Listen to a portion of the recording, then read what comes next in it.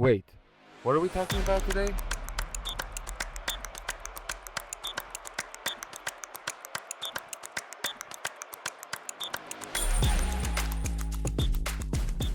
Okay, guys, welcome to Culers Podcast. This is the first time we are starting this, and I hope that we have a lot to talk about. At least for now, we know that there's a lot to talk about our last match. I am Elvis, and this is my brother Din. What's up?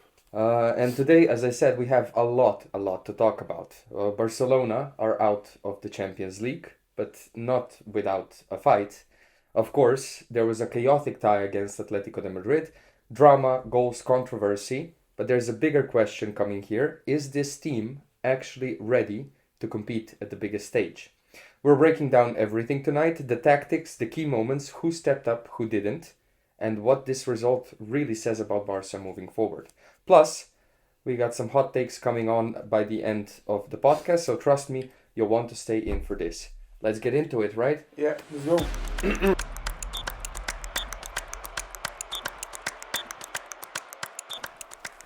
Okay, so as I said, we go right into it. First game, it was 2-0 for Atletico Madrid, and then now we come here in the approaching the semifinals, and we want to show the remontada, but we couldn't. Why? Because at the end of the day, Barcelona is still in the position of not being able to just sustain the lead that we have or just to go one step further. Ever since we had Barcelona in the Champions League with Messi and with a team that was already ready to do everything, this is now the team that is playing great, but we're still struggling. So we come to this game with the remontada, and here's Lamine Yamal scoring already in the 3rd minute, and then Ferran Torres capitalizing it on 23rd minute. But what happens? Only a few minutes later, we have Lookman scoring for Atletico Madrid, and now we backtrack again. But what is even worse, as I said, we come into the position of gaining a red card again. This has been a few seasons now when we go out of the Champions League with a red card and something that keeps us back, that we cannot play at our 100%. So why do you think this happens with Barcelona? I think our team is just not good enough. In I what mean, sense? Just the overall players are not good enough. I mean, yes, we have Lamine Yamal, who is arguably the best player in the world right now and definitely the best right winger in the world right now. But when you look at our defense, we don't have a good enough structure. I mean, our right back is inconsistent, Kunde. We have Balde at left back, who is just, in my opinion, has Spanish PR. In attack, he doesn't do much. In defense, he's terrible. And even the only thing he has is that he's fast, and when you need him there, he's not there. So, what's the point of his speed? Our center backs are too slow. Gerard Martin, I mean, this guy looks like he's running in slow motion. We got either then Kubarsi, who is just, he's great, but even he does mistakes in the UCL, not just this season, the last season as well. And then you have Eric, who also has more red cards in the UCL than in any other competition combined. Well, since he's been in Barca, and well, Araujo, I don't need to mention this guy. This guy does shit every time he plays in the UCL, and I think we're just too. We think our team is too good just because we're winning La Liga, but we're facing Real that is one of the worst Real Madrid squads in the last 30 years. I mean, they've gone trophyless last season. They will go trophyless this season as well.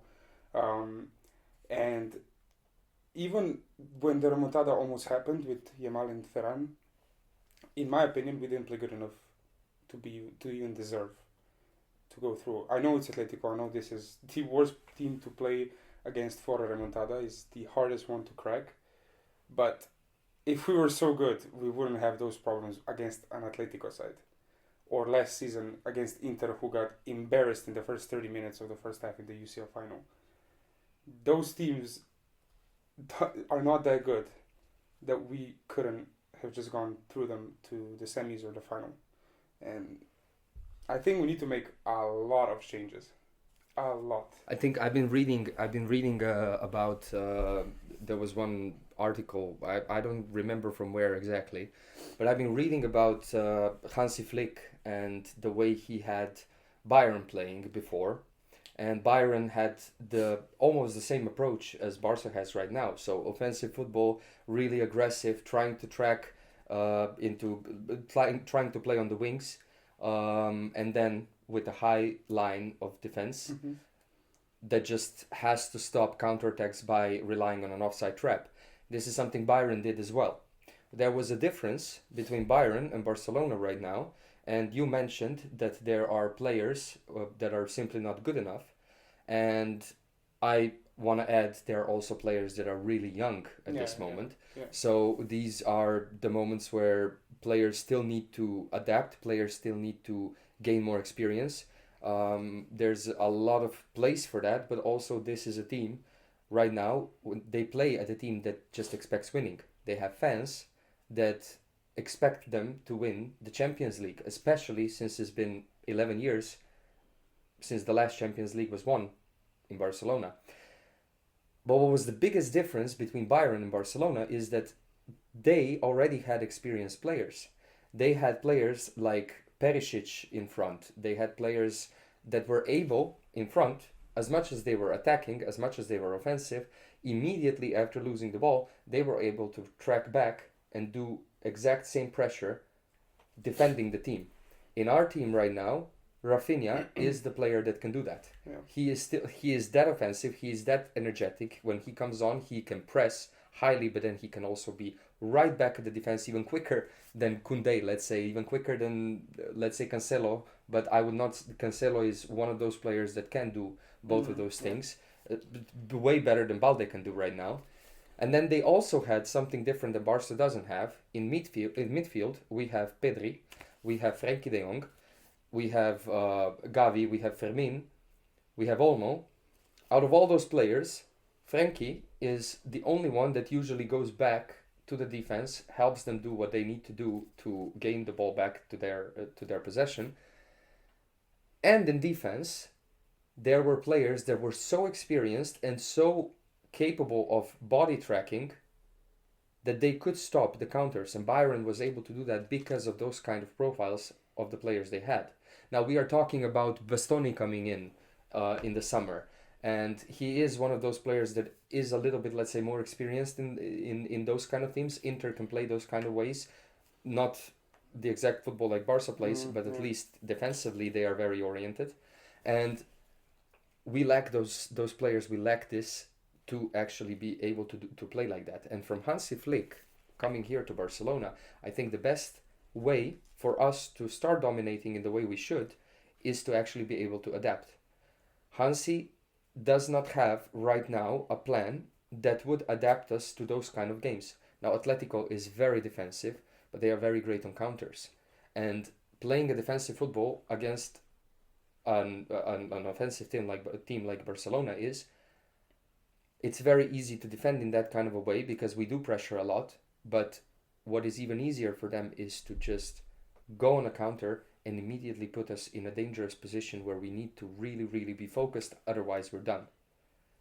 And Hansi right now should adapt. And for me, that is the exact way to actually be competitive in the Champions League. In La Liga, like you said, we are very capable of winning it. We are a team that plays football like that. There's no team in La Liga that's more offensive and that has more goals than Barcelona has. But at the same time, we are also a team in the Champions League this season, the only team in the knockout stages right now that did not achieve a clean sheet in the whole season of the Champions League.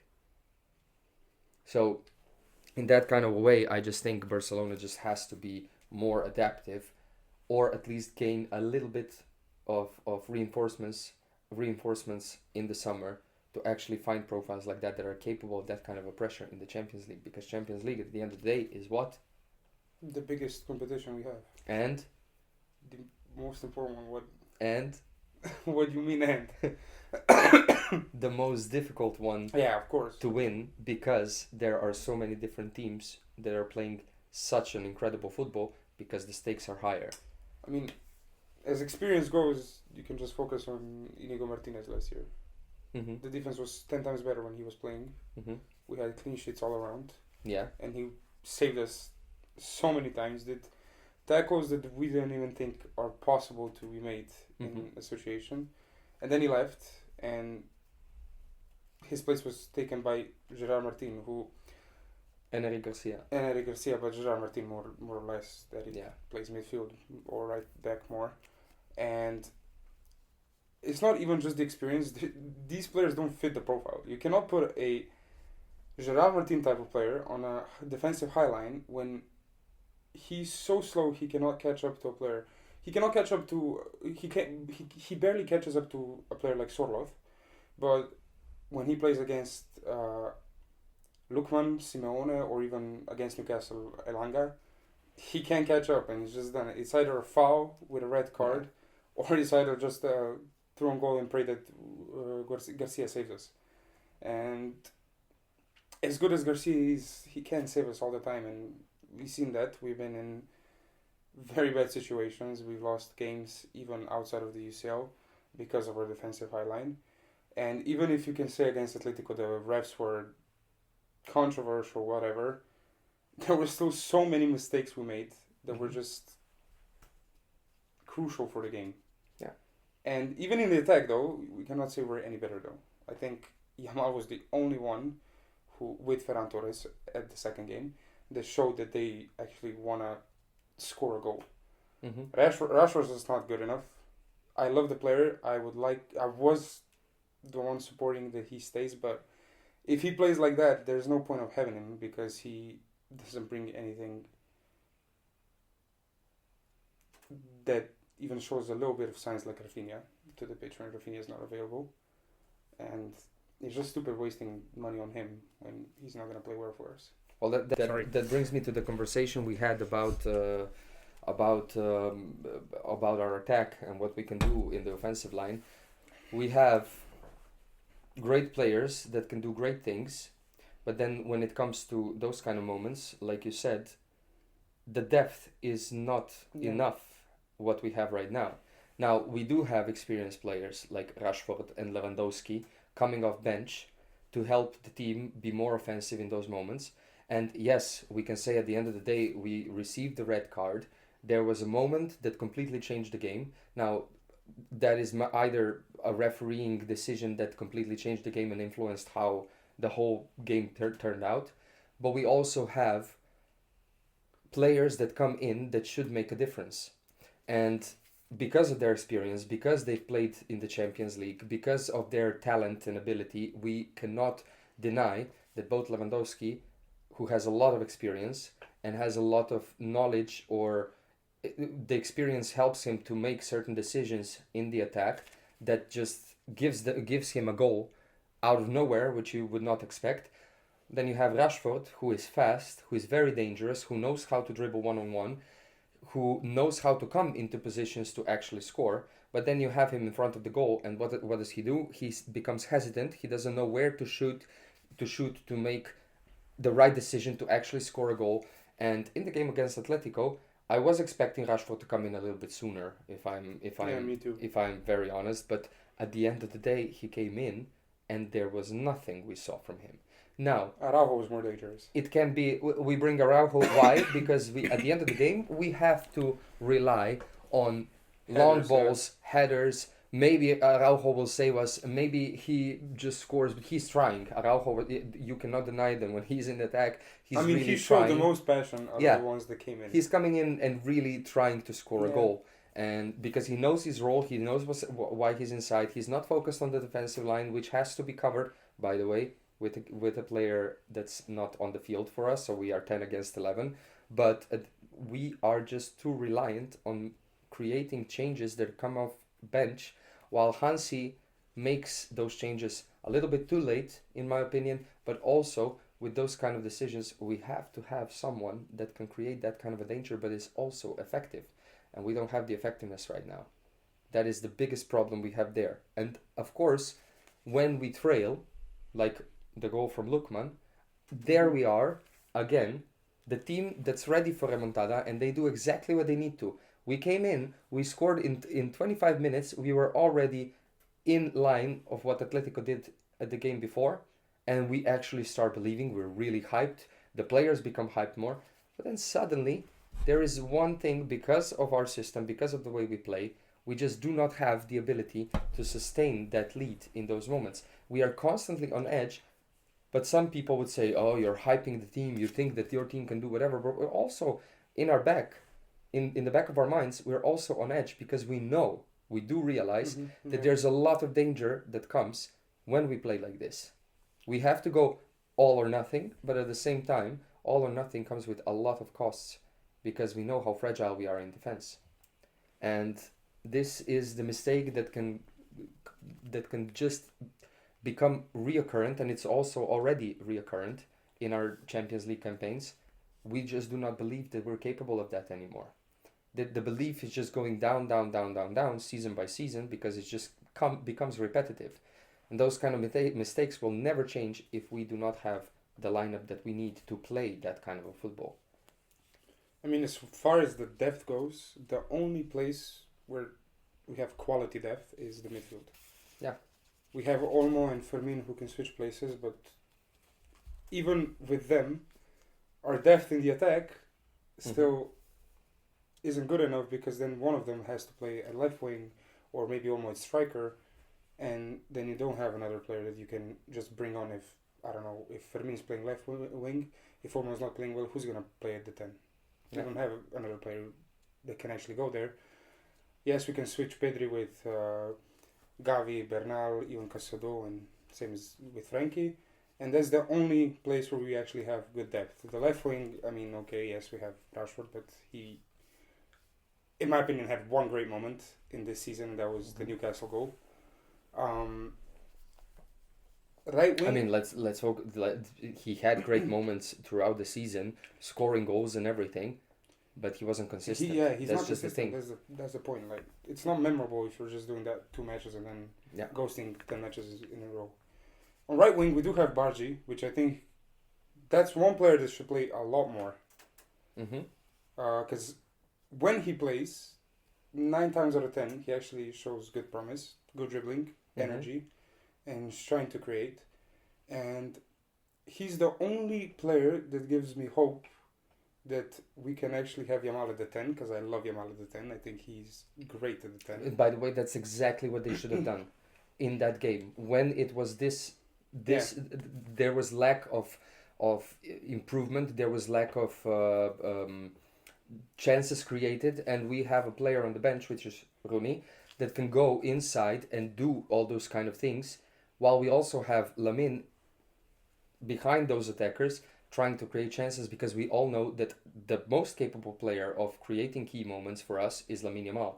And having him, Rooney on the side, releasing that pressure from Lamine to just dribble inside, and then Lamine backtracking all of them to just create chances, this would create a little bit of more creativeness and openings against Atletico. Yeah, and as a 10 for me, that's the player that has to hold the ball the most.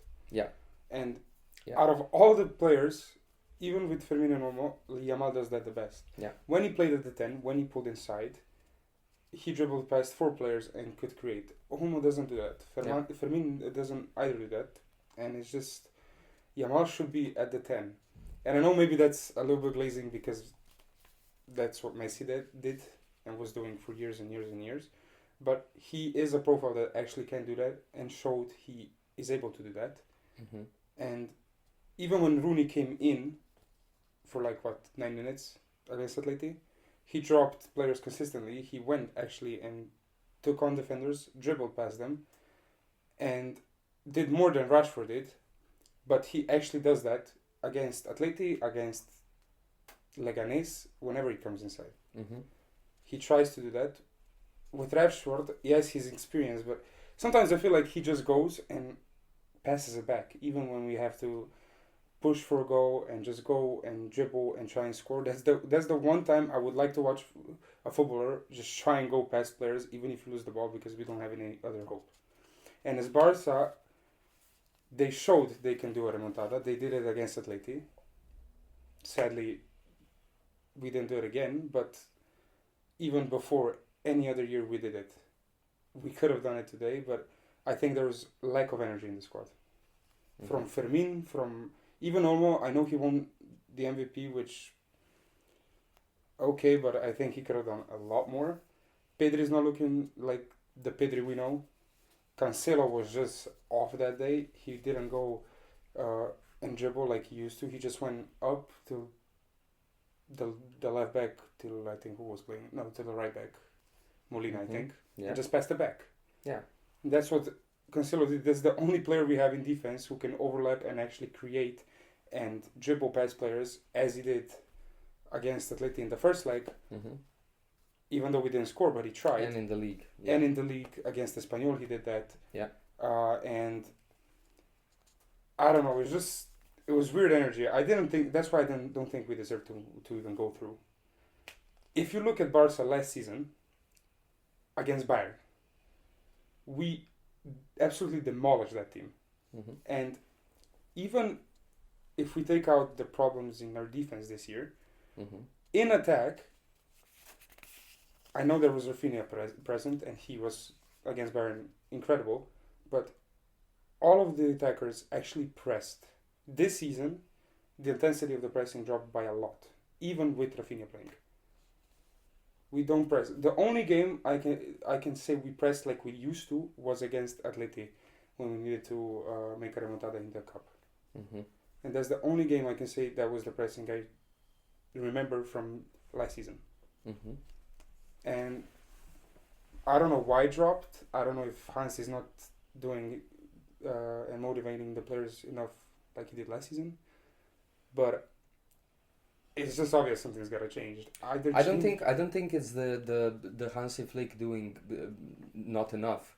I think it's just there's a narrative of how they should play, and there's a plan that just is like stick to the plan. We've heard Hansi say it a million times in press conferences. I'm not backing away from the plan we have because it's a good plan. Yes, it's a good plan, but there are teams that are just gonna know what they need to do to just find a lapse in this most system. of the teams cracked the code. The first season, last season, it was easier because teams were not ready it was for the first us season of this for us to play that kind of football. Yeah. And when we started playing, a lot of teams were like, "Oh, shit! Well, what the heck This is happening not the right Barca now?" we remember. Yeah, right now we are in a position where people already read our game, but it's just it depends on our intensity and it depends on our motivation, but then it also depends on our discipline. And our discipline is not there in every single game, especially when there are players missing, when there's no players that can create a change like that, and God forbid we are left without Lamine Yamal, while we also need Rafinha and all of those players. I mean, just one thing. Yeah. I think that there's this narrative that we're one of the greatest clubs in the world right now, just because us fans see this different Barca and it's the best Barca we've seen since 2019. But it is in a way true. We are one of the best teams right now. It's not just us as the players. Like, look, there's millions of people that just agree. We are one of the most dangerous teams and most offensive teams in the world right now. We know how to score. As a structural whole, we're not the greatest team we can be. We are fragile. That's the biggest point. It's just, we are just fragile. We're not a solid team that can just do whatever they want. And I also think Araujo, even though he makes so many stupid mistakes, is the only player that actually fits the profile to play in a defensive line. Yeah. He presses, he doesn't mistakes back off, cost him a lot. and he's fast. Yeah. That's the three things you need by a centre back in that defensive line.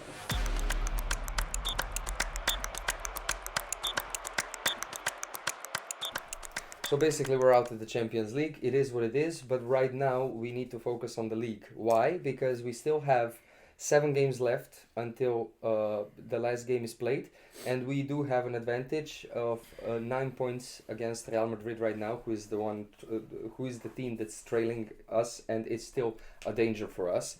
7 games might not seem much. Especially while we see that Real Madrid is also not in the best of forms lately, but at the same time we have to acknowledge we still have Valencia, we still have a Real Madrid to play against, we still have Celta Vigo, and I'm saying all those teams because against all those teams, and also Espanyol, I'm saying all those teams because all those teams have proven in the past that they can be a very tough nut to crack against when we play against them. And of course, El Clasico might be the game that's gonna actually give us an answer what's gonna happen in this season. But for now, we're playing against Celta Vigo. Celta Vigo is currently in the 6th position, fighting for Europe. Currently, they can play in the Conference League, and they are 2 points behind Real Betis to enter the Europa League qualifications. Of course, with all of those points, we know that Champions League is out of reach because Atletico Madrid has 57 points right now. But what I do know now is that Celta Vigo has exited the Europa League last week. They lost 6-1 the whole score, and they are also in a position right now where they lost the last 3 games, so they are not entering against Barcelona in the best of forms. But we do know they have players that are capable of giving us a very hard time.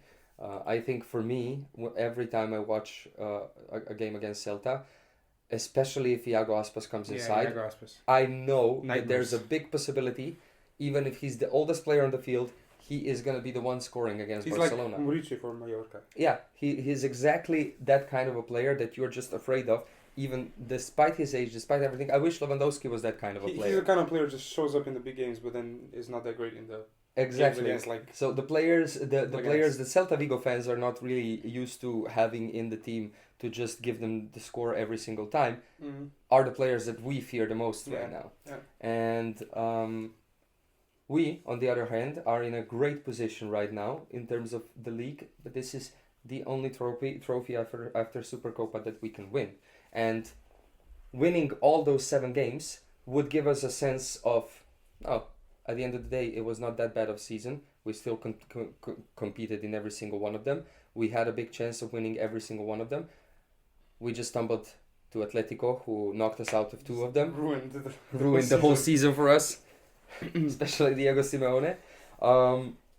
But they also play attacking football, open football, Celta Vigo. Yeah. And as a fun fact, can also say to everyone, Celta Vigo and Barcelona in the last 6 games, both teams together have scored 28 goals, which means that we average 5 goals per game when Barcelona and Celta Vigo play against each other.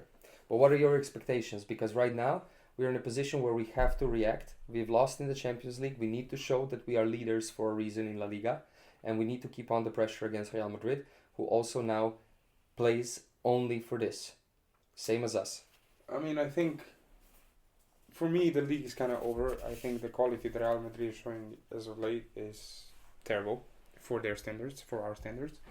Fun fact, in the last 15 years, Barca, whenever they got knocked out of the UCL, the next La Liga match they have not lost except for one time against Real Madrid in 2019. And that was an Clásico, so that's the game that if we're going to lose, it's going to be that kind of game.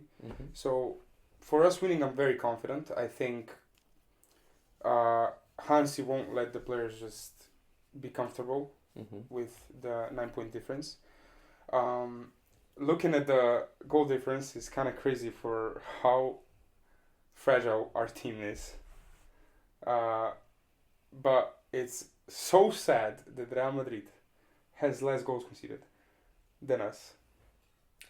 With their squad as of this season and the way they're playing this season, especially with Mbappe.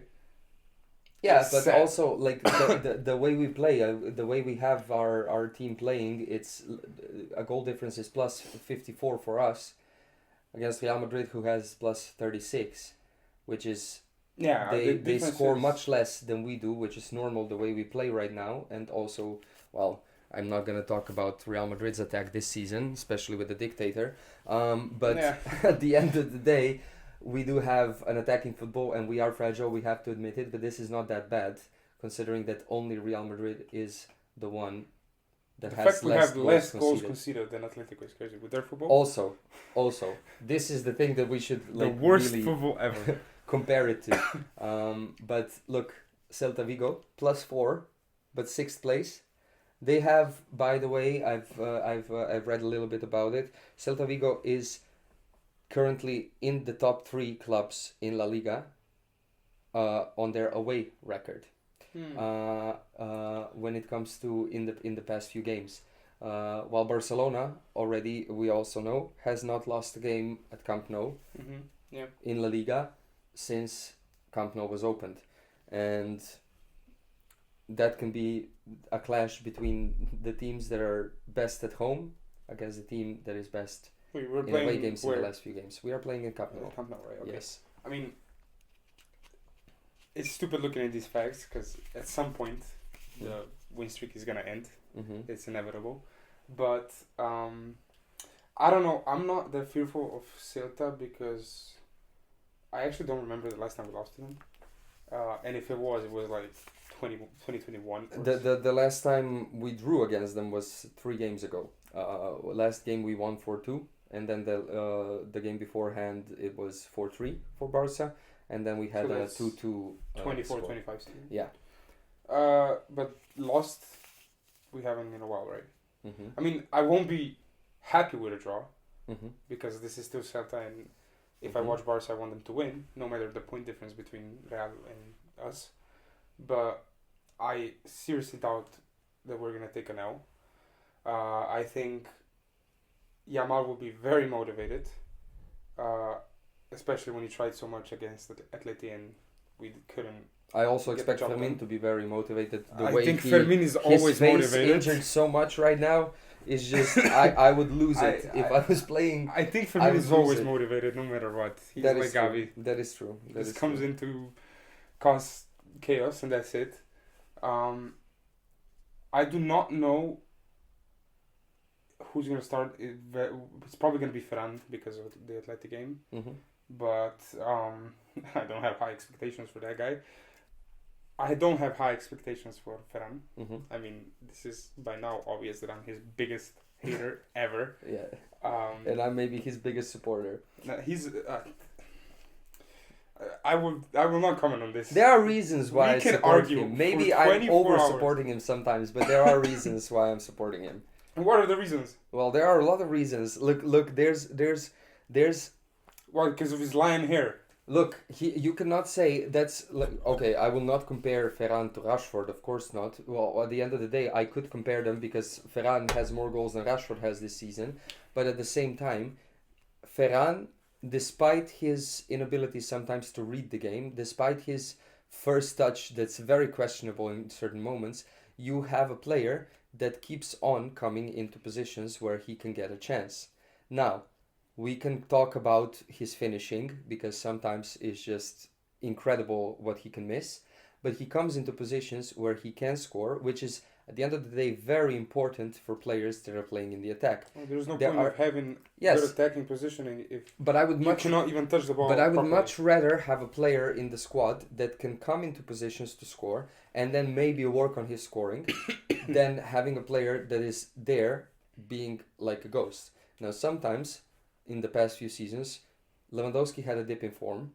Now, he could come into like a streak of form where he could score every single goal, every single game, every time he was in a position to score. But then there were games where he was just in between the lines of the defense, on the defense of the opponent, and he was just there. But to there be were there. games like that when To be there. Ferran was the same. Yes, but also Ferran. Yeah, but we're talking about someone that has a lot of experience and that was world class. But we're talking about someone who has 4 goals less than Ferran Torres in the season and is 37 years old versus a guy who is in his Yes, also true, but he is not the worst player we had in the attack in the past few seasons. Ferran has a lot of hate, but he is not the worst. 20s. He's not the worst, but technically, he is at that bottom somewhere.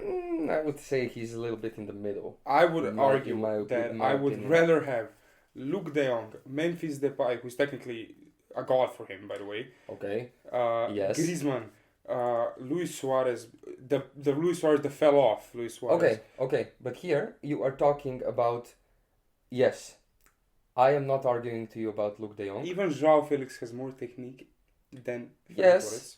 Yes, there's no question about who's that. left in the last There's no couple question of years? about that. But we do not have those players are gone. They're not there. They're not there right now.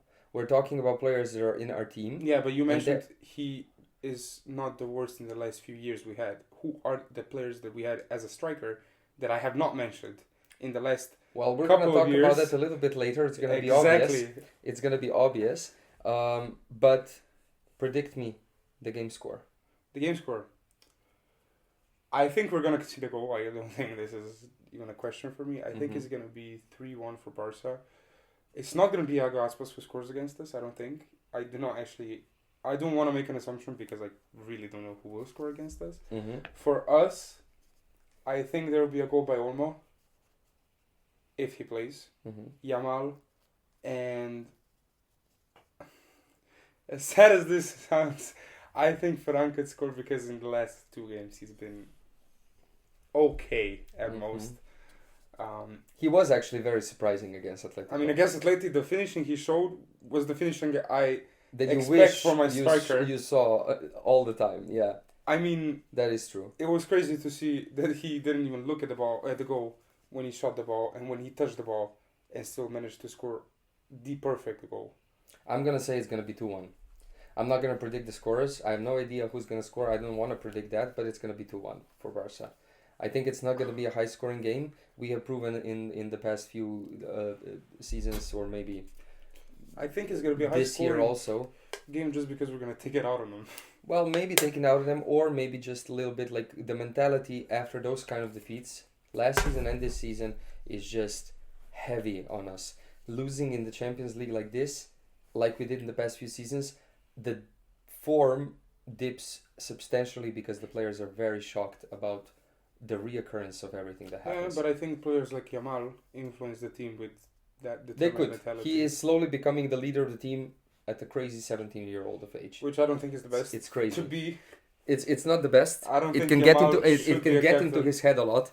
I think Yamal, if he's going to be a captain, he should be like 27. But we'll see. He was promising the last match. I think a lot of the criticism. I mean, he was one of the most mature players we had against Atleti. The both legs, even the first leg, when he was on a watch for a yellow card.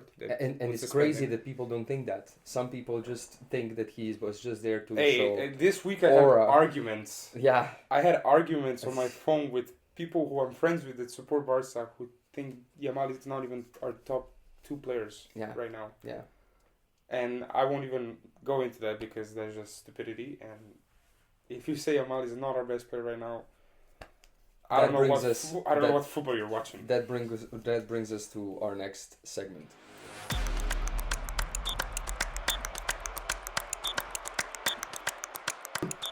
Before we move into a little bit of an interaction with our followers on Culer on Instagram, there's an injury update. Well, not really an update, but we have to talk about players that are still missing, and we have Rafinha, who is still out for an undisclosed amount of time. Sadly. We don't have an exact date where he should return. At least for a Clasico. Yes. Well, I think it depends on the heaviness of the injury, but we do not have a lot of information about what's going to happen. We know that Bernal is. We know that Bernal. We know that Bernal. We know that Bernal is gonna come back on 24th of April apparently, and Christensen on 30th of April. Honestly, I forgot this guy even plays for us. I mean, Christensen has so many injuries in the past few seasons that it's just impossible to even think about him sometimes when you talk about Barcelona. It's sad to say that because I actually like him as a player. He is a good player. He's a good player. There is no doubt about for someone that. who plays centre back or potentially CDM, he has some amazing long shots, bro. Yeah, he does. This guy is scary from He can play. He can play. He's a very good all-around defender. But yeah, that's it.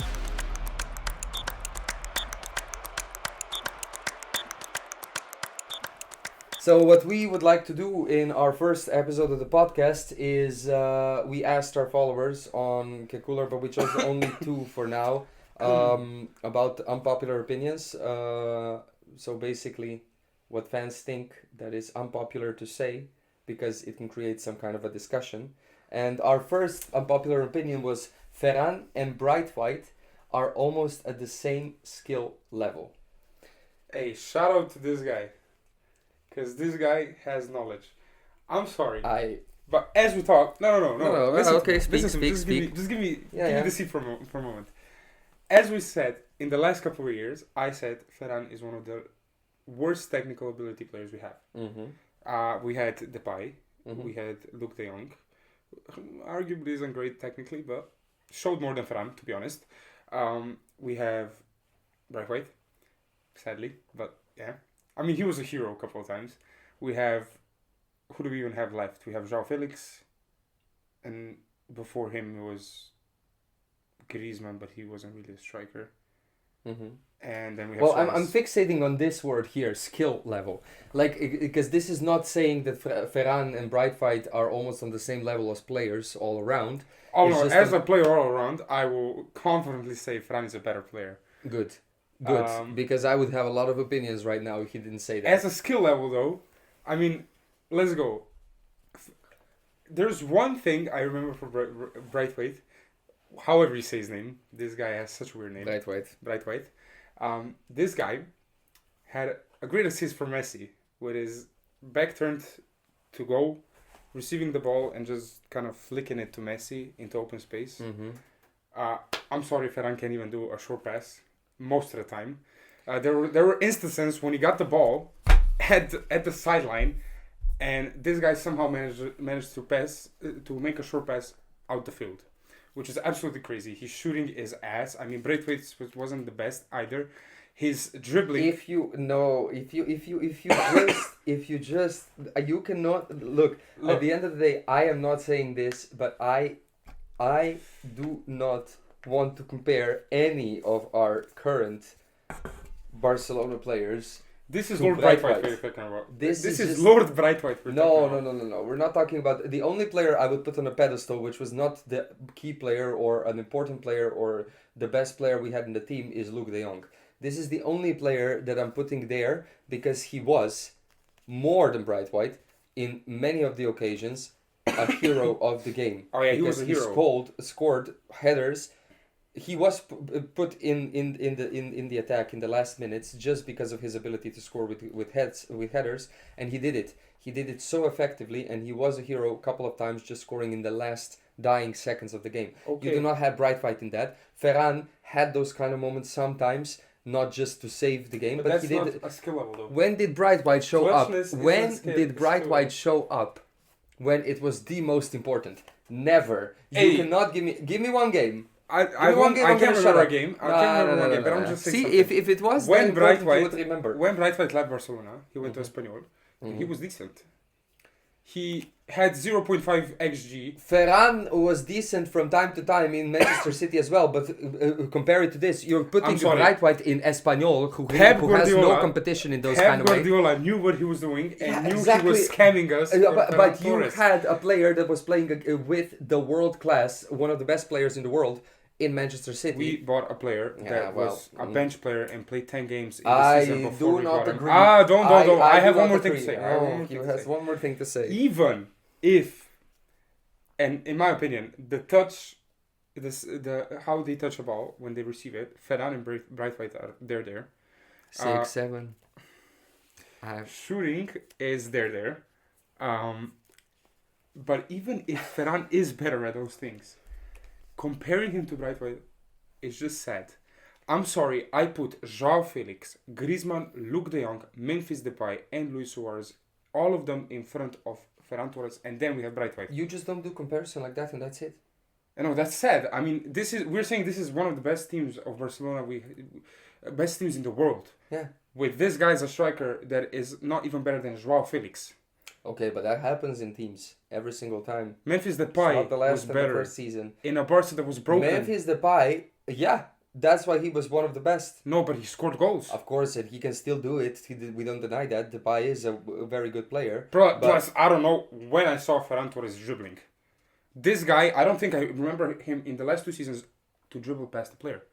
Agree to disagree. When? Tell me an instance. The next Yeah, opinion exactly. the next opinion is, and I don't know what the hell this means, but Neymar is the best football player in general, and Marcelo has the best technique.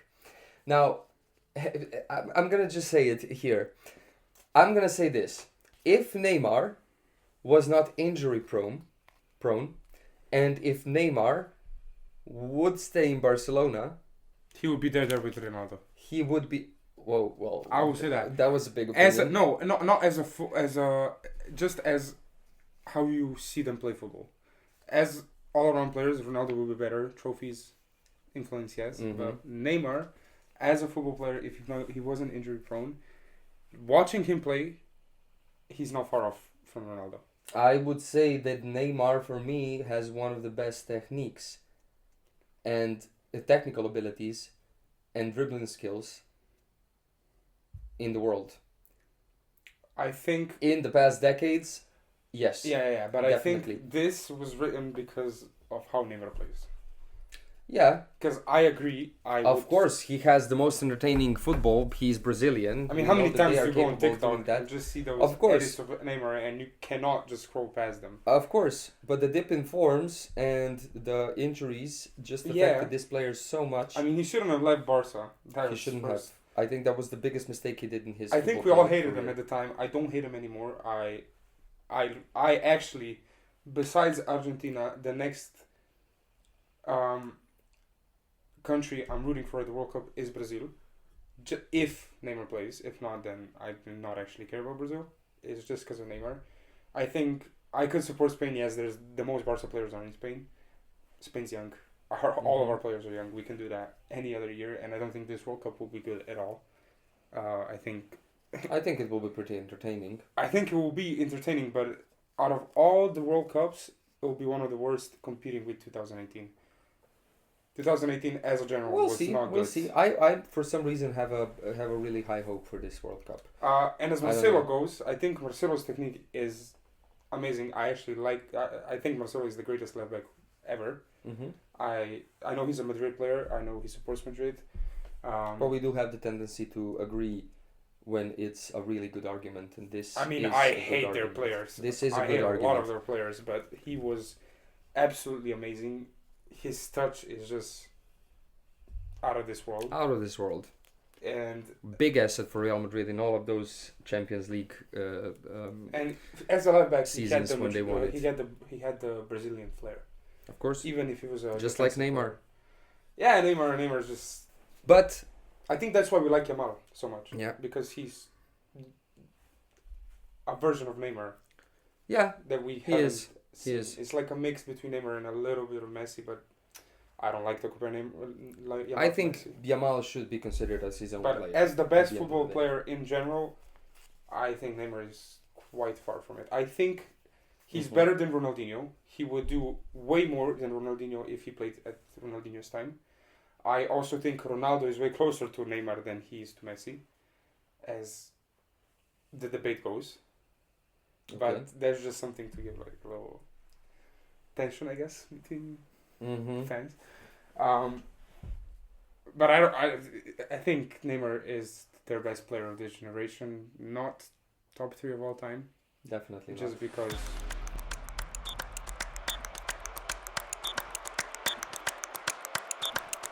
Okay, so basically, we lost the Champions League. We have to get over it, and then at the end of the day, we have to prepare for the last stretch of the season. First up, Celta Vigo. Now, I hope you guys enjoyed our first episode. We're gonna try to keep this up as entertaining as possible. Of course, let's hope our team gives us all of the material to work on and to discuss. If you like this, please like, share, subscribe to our channel, follow us on Instagram on Culer, and see you in the next episode. As every year, we have to say maybe next year. Well, Elvis is gonna cut this out. Nah. Goodbye.